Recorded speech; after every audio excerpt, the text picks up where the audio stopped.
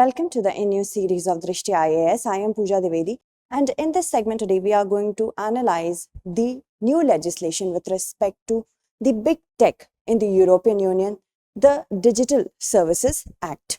Now this topic is very important from understanding how India's perspective towards the big tech companies in India is reverberated with the help of this particular act, and also it's very important for UPSC aspirants from the perspective of GS Mains paper third and of course preliminary facts. So let's begin with the various topics that we are going to cover under it. These are the many topics that we are going to cover today, beginning with the news. Now here we will try to take a gist of the article from the Hindu plus many other articles and also from Live Mint and understand what is the article wanting to say to the UPSC aspirants and PCS aspirants. So Digital Services Act, this was agreed upon on April 23rd by the European Commission in order for it to come into enforcement, which is expected by 2024. Remember that 2024, it has to go through two more co-legislatures. First is the European Parliament and the other is the Council of the European Union.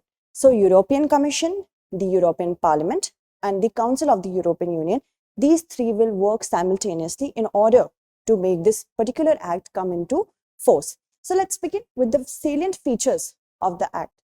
The aim is, of course, to tackle hate speech, any sort of distorted information, and any other illegal activity in the online frontier. Now, few weeks back, there was a contention with respect to Elon Musk's tweet about Twitter itself. When he became the owner of Twitter, he said that he is an absolutist when it comes to free speech, and whatever content, even if the owner of the Twitter does not agree with, it will be staying on Twitter.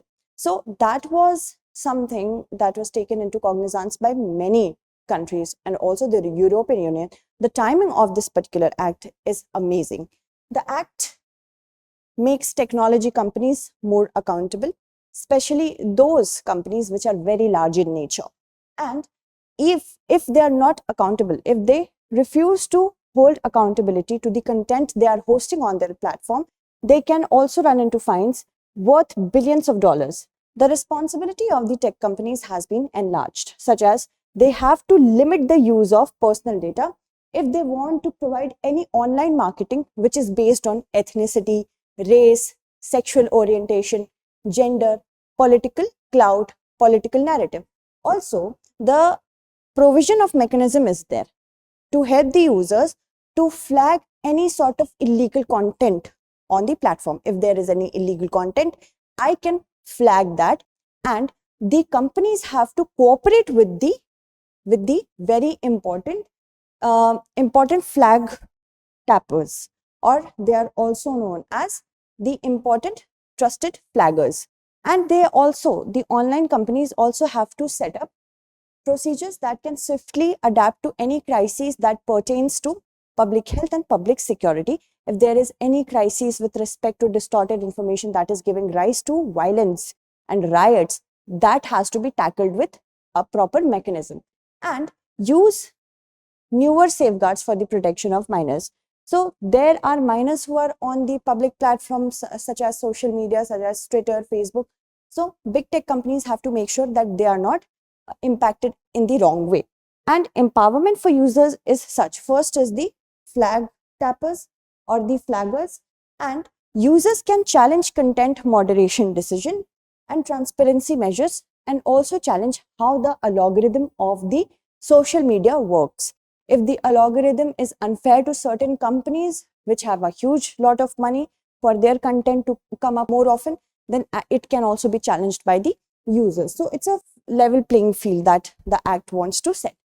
Now, if I talk about coverage, how many players are going to be covered under it? It has a huge coverage, very comprehensive in nature. Online marketplaces such as Amazon and the rest, social networks such as Snapchat, Facebook, Twitter, Instagram, content sharing platforms, app stores, and online travel and accommodation platforms. These are encompassed by the particular act. Also, the agreement has divided the internet providers into four broad categories. First is intermediary services such as internet access providers, domain name providers, hosting services like cloud computing, online platforms such as social media network, also app market, online marketplace, and then very large online platforms. So see, there are million, 450 million users of internet in the European Union. So if any company has tapped the 10% of this 450 million, they are categorized as very large online platform because they have a huge reach. Now, the very large online platforms have much more responsibility than the rest three. These three will have, but because of their reach, they are of course more accountable. Let's move on and know about what are the impacts that are going to be. So very large companies, they will come under enhanced supervision, and they have to make sure that whatever content they are posting is under the bounds of the law, and for that enforcement is to be there. Very large companies also have to provide access to key data to vetted researchers if they have to make any sort of policy. Also, the prevention of misuse or manipulation of the systems by taking risk-based action should be done by the big tech companies. Suppose I am the owner of Twitter, I am Elon Musk. I have to prevent the misuse or manipulation of my system by assessment, by making assessment with respect to what risks are there, such as if I have any hacking risk or any sort of risk. They have to undergo independent audits also. How comprehensive, how transparent this will become. Independent audits have to be made, and for that they have to comply with. They have to impose, if the European Commission sees that the problems are still there, then impose effective, and they can, the European Commission can impose, this is not by the big tech companies but the European Commission, they can impose effective and dissuasive sanction of up to 6% of their global turnover, that's billions of dollars. And even a ban can be done in operating in the EU single market in case of repeated serious breaches. Now this is something that any big tech company does not want to lose, that means the European Union.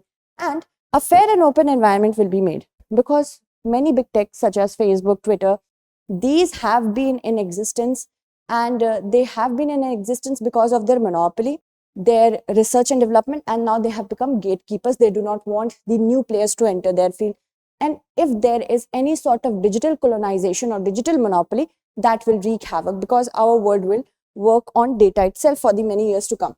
For prelims, this is the question. The General Data Protection Regulation is a law to regulate big techs in the online arena by which of the following?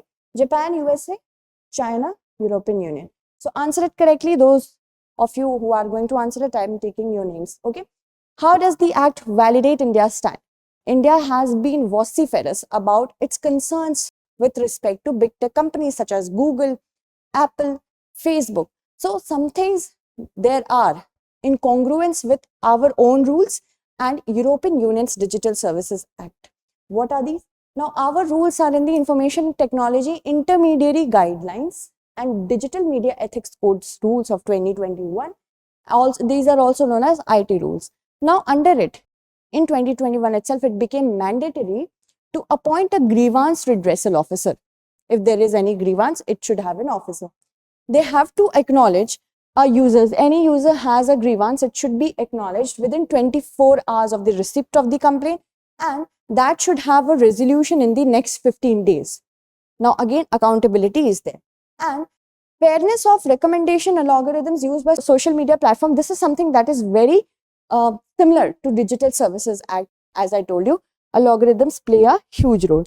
Moving on, if I talk about the conclusion, by the Digital Services Act and General Data Protection Regulation of 2018, European Union is of course emerging as a leader or the flag bearer of the fundamental rights of citizens in the online frontier. India is following the precedent, even if we say that India as a country has a huge potential for big techs to tap. So India, if it becomes very vociferous, very vocal, and it has to step its foot down, it can do so, because we have a huge potential for big tech companies to tap. So European Union's precedent can be followed. Also, online frontier has opened a huge amount of space for not only expressing ourselves, but also getting our fundamental rights infringed upon. It has given rise to a more volatile world. So big tech companies should be responsible for whatever power they are holding, and of course, abiding by the laws. And setting precedent, this has been covered. Pushback is of course expected. Big tech companies are very powerful. They have billions of dollars. They have the power of the people as well. And they are going to push back. Pushback is accepted. European Union has brought out this legislation by having a consideration with many people, by having consultation as well as consideration of the demands of many people, such as various stakeholders. Academics was there, technicians, industrialists, public organization, international organization, general public. So of course, it is a very well put act. India's data protection regime has to become more robust along with the IT rules. The data protection bill has to become an act. Only then India's concerns will be actually addressed. Let's move on to our mains-based question. Discuss how the Digital Services Act of the European Union echoes the narrative of India when it comes to accountability by big techs in the online frontier. In 250 words you have to write, okay? So that's it for today. Tomorrow we shall meet again with another segment. Until then, stay updated and thank you so much for watching.